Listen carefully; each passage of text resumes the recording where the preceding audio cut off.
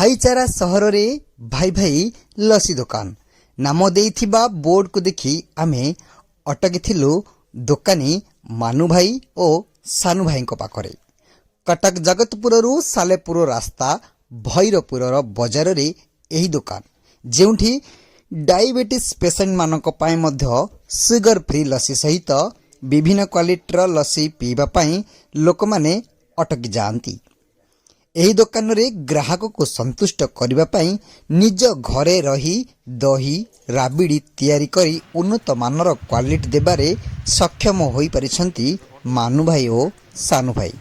समस्त प्रकारर ग्राहक को सुचाइबा ओ सुहाइबा भली मूल्य रखी लोक मानकर बेस परिचित होई परिछंती हमर एही दुकान मानु भाई ओ सानु भाई।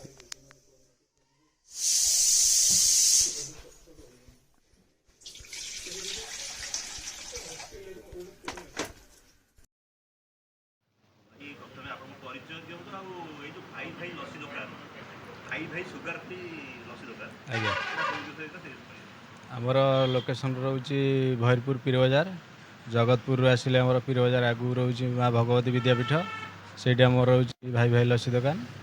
आम सालेपुर पटू आसिले पीर बजार और तारिणी मंदिर मझे आमर रोचे भाई भाई लसी दुकान।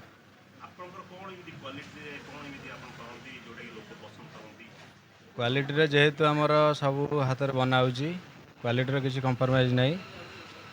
दही राबिड़ी सीरा सब आम हाथ ही बनाऊँ किसी आमर किणा ही हो ना सब आमर लोकाल ही सब आम घर तैयारी निजे सब दही तैयारी होची। आज्ञा राबिड़ी भी तैयारी होची सीरा सब तैयारी होची सुगर फ्री भी रोची सब रोची वेराइटी सब रोची। लोक तो पूरा 100% दौरान कटुकुटु भी आमर बहुत क्वालिटी कंप्रोमाइज किसी ना एक नंबर लसी रोच पूरा।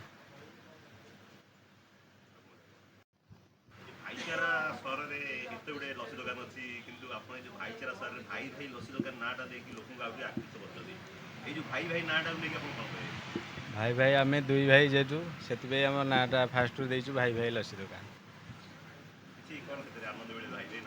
भाई भाई ना कहले कटकुरु केन्द्रापड़ा पारादीप सब बुझाए भाई भाई लसी दुकान कहले नाई आमर तो एक नंबर क्वालिटी रोचे लसी दुकान आउ किसी आगु किसी ना।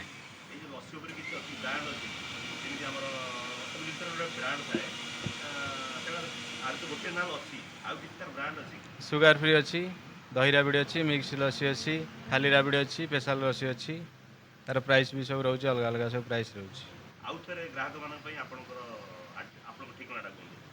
आमर ठिकाना हूँ भैरपुर पीर बजार आगू आसिले तारिणी मंदिर अच्छी माँ भगवती विद्यापीठ भी अच्छी से भाई भाई लसी दुकान।